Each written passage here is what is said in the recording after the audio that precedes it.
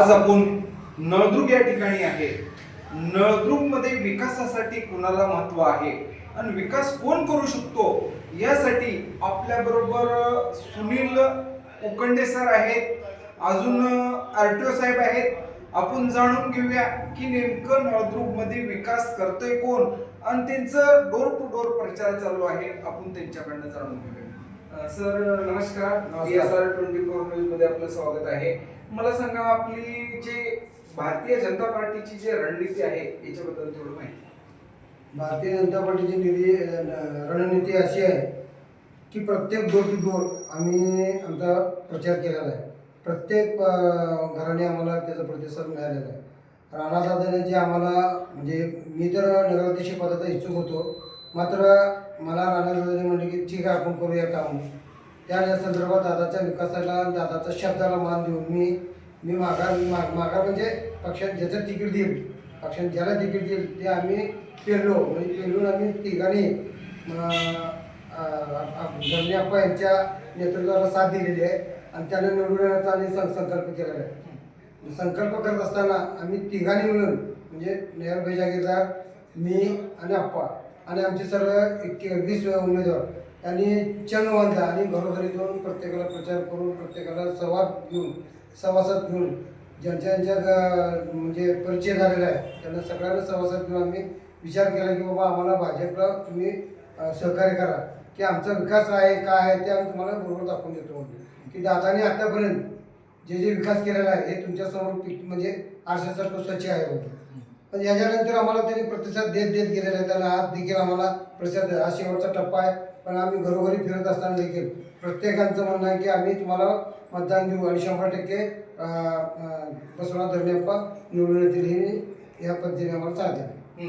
मग मला सांगा, आपण डोर टू डोर फिरता म्हणताना मतदारांची कशी प्रतिसाद आहे? प्रतिसाद चांगलाच आहे। त्यांनी एकच म्हटलेलं आहे, राणादादाने जे विकास केलेला आहे आणि विकास चालू आहे या विकासाच्या मूलभूत गरजा किती झालेल्या आहेत। आज पाण्याची समस्या भरपूर होती, पाण्याची समस्या देखील आता 2 ते 3 महिन्यात चालू होईल।